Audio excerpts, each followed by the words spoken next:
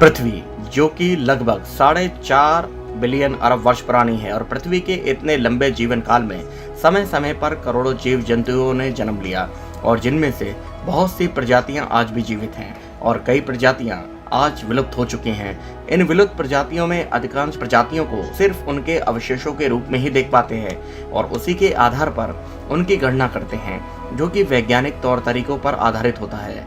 लगातार हो रहे विज्ञान के बढ़ोतरी में आज विज्ञान उस सीमा तक पहुंच गया है कि इन विलुप्त जीवों को फिर से जिंदा करने की तैयारी की जा रही है। आज विज्ञान बहुत आगे बढ़ चुका है और बायोजेनेटिक्स से जुड़े कुछ वैज्ञानिकों को यकीन है कि वो आने वाले कुछ सालों में ही विलुप्त हो चुकी प्रजातियों को वापस धरती पर ले आएंगे। हालांकि इसका यह मतलब यह नहीं है कि जुरासिक पार्क जैसी कोई चीज हमारे सामने आने वाली है। हॉलीवुड की इस चर्चित साइंस फिक्शन फिल्म में वैज्ञानिकों को कुछ सैकड़ों डायनासोर की प्रजातियों को पुनर्जीवित करते हुए देखा गया था। करोड़ों साल पहले लुप्त हो चुके डायनासोरों को फिर से जीवित करना एक नामुमकिन सी बात लगती है, क्योंकि उन जीवों को खासकर जीवित नहीं किया जा सकता जिनका डीएनए सुरक्षित ना हो और साथ ही उस प्रजाति से मिलते जुलते जानवर आज जिंदा ना हो। तो दोस्तों, तो आइए जानते हैं ऐसे कौन से विलुप्त जानवर हैं जिन्हें फिर से दोबारा जीवित किया जा सकता है।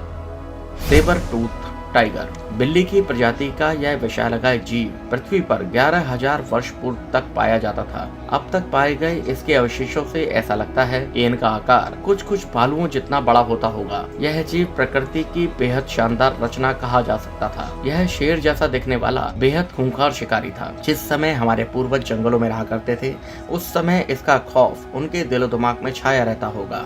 इसके शरीर की बनावट से यह अनुमान लगाया जाता है कि इस जीव में काफी ताकत और फुर्ती रही होगी और यह अपने से बड़े जीवों को भी पल भर में अपना शिकार बना लेता होगा। इनकी सबसे बड़ी खासियत थी इनके सामने के दांत, जिसे कैनाइन कहते हैं, जो कि लगभग 7 इंच तक लंबे हुआ करते थे। माना जाता है कि प्रकृति में बड़े पैमाने पर हुए जलवायु परिवर्तन, जिसे क्वार्टरली एक्सटेंशन कहा जाता है, की वजह से यह जीव जीवित नहीं रह पाए। लेकिन अब तक मिले इनके कई अवशेषों में सुरक्षित डीएनए पाए गए हैं, जो आज के टेक्नोलॉजी की वजह से इन्हें फिर से जिंदा करने में एक महत्वपूर्ण रोल अदा करेगी। ये सुनकर आपको अपने कानों पर भले ही यकीन ना हो, लेकिन वैज्ञानिकों ने इन डीएनए अवशेषों से हिमयुग में मौजूद जीवों को दोबारा पैदा करने की तैयारियां तेज कर ली हैं। दूसरे नंबर पे है वुली रेनोसोरस। वुली रेनो की पेंटिंग साइबेरिया की गुफाओं में देखने को मिलती हैं। करीब 3000 किलो और लंबाई लगभग 4 मीटर थी। यह गैंडे की एक ऐसी विलुप्त प्रजाति है जो कि पाषाण युग में यूरोप और एशिया में पाए जाते थे। गैंडे की यह प्रजाति 10,000 साल पहले विलुप्त हो गई। इसका अब तक का सबसे सुरक्षित अवशेष साइबेरिया के बर्फ में जमा पाया गया है और इसीलिए वैज्ञानिकों ने इस अवसर का लाभ उठाने का फैसला किया है। साल 2015 में साइबेरिया में एक शिकारी जिसका नाम था साशा, इसने वुली रेनोसोरस का अवशेष बर्फ में जमा पाया। यह अब तक का पाया गया सबसे सुरक्षित अवशेष है। वैज्ञानिकों का अनुमान है कि इसके टिश्यू से सुरक्षित डीएनए प्राप्त किया जा सकता है।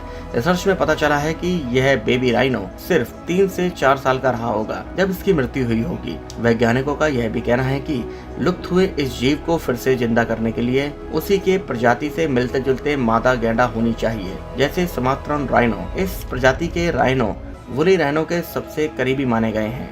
आयरिश एल्क यानी कि जायंट टिलर के नाम से जाने जाने वाला यह जीव आयरिशन की प्रिंटिंग फ्रांस की प्राचीन गुफाओं में देखने को मिलती हैं। हिरन की यह प्रजाति पृथ्वी पर पाए गए सबसे विशाल हिरन की प्रजाति हुआ करती थी। आयरिश एल्क हिरनों की लंबाई 14 फीट तक पहुंच जाती थी। इस प्रजाति को फिर से जिंदा करना वैज्ञानिकों के लिए काफी मुश्किल है, क्योंकि आयरिश एल्क हिलों से मिलते जुलते विशाल हिरन की कोई भी प्रजाति अब इस धरती पर मौजूद नहीं है। लेकिन फिर भी आज के समय के फेलोटियल हिरन की प्रजाति से मैच कराने का एक्सपेरिमेंट किया जाएगा और हो सकता है अगर वैज्ञानिक कामयाब हुए तो हिरन की विशालकाय विलुप्त प्रजाति फिर से धरती पर दौड़ते नजर आएगी। Woolly mammoth. Woolly mammoth ice age का सबसे मशहूर जानवर है, जो कि आज से लगभग 20,000 साल पहले पाए जाते थे। नॉर्थ अमेरिका और नॉर्दर्न यूरोप और साइबेरिया में पाए जाने वाले इस हाथी की पहचान इसका फर वाला शरीर और लंबे दांत हैं। आइस एज में रहने की वजह से इस जानवर में कई ऐसे गुण थे जो कि इसे ठंड में रहने के लायक बनाते थे। वैज्ञानिकों का कहना है कि मैमथ 4 मीटर लंबे और 6 टन वजनी हुआ करते थे। इनका पूरा शरीर फर से ढका हुआ होता था। इनकी सबसे बड़ी खासियत थी इनके विशालकाय दांत। वैज्ञानिकों ने इस जीव में खासकर दिलचस्पी दिखाई है और इस पर काफी रिसर्च की गई है। साइबेरिया का एक क्षेत्र जहां आज भी मैमथ के शरीर और डीएनए बर्फ में ढके होने की वजह से आज भी सुरक्षित हैं, जो इन्हें दोबारा जीवित करने के लिए वैज्ञानिकों के लिए अहम भूमिका अदा करेंगे। इस प्रजाति को फिर से दोबारा जीवित करने के लिए मैमथ के डीएनए और अफ्रीकन मादा हाथी पर एक्सपेरिमेंट किया जाएगा, जिसे मेमोफेंट नाम दिया जाएगा। अगर यह प्रयास सफल रहे तो शायद हम 4000 वर्ष बाद इस प्राचीन हाथी को एक बार फिर से 21वीं सदी में दोबारा देख पाएंगे।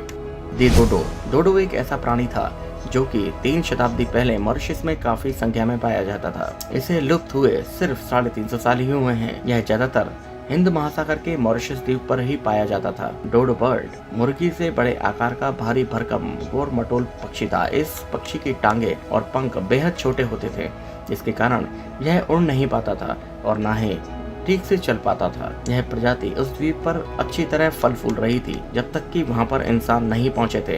इंसान के वहां पहुंचते ही इस पक्षी का जमकर शिकार किया गया, जिसकी वजह से यह खूबसूरत प्रजाति जल्दी ही विलुप्त हो गई। यह प्राणी इतना असहाय और अपनी रक्षा करने में असमर्थ था कि यह धीरे धीरे इनका अस्तित्व ही खत्म हो गया। वैज्ञानिकों का मानना है कि इंसान के मॉरिशस द्वीप पर पहुंचने से पहले डोडो का कोई भी प्राकृतिक शिकारी इस द्वीप पर नहीं था। यही कारण है कि इस पक्षी ने अपने अंदर उड़ने की क्षमता विकसित नहीं की। अब डोडो सिर्फ मॉरिशस के राष्ट्रीय चिन्ह के रूप में दिखता है और वहाँ की सरकार इस परिंदे की पुनः प्राप्ति के लिए बेहद प्रयत्नशील भी है।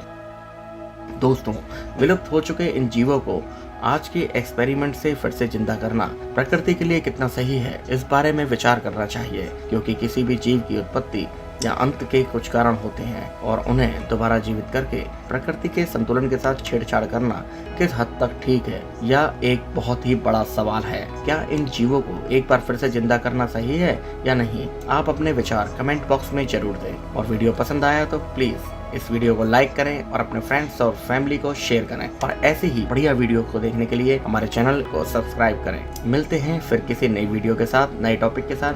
तब तक के लिए नमस्कार।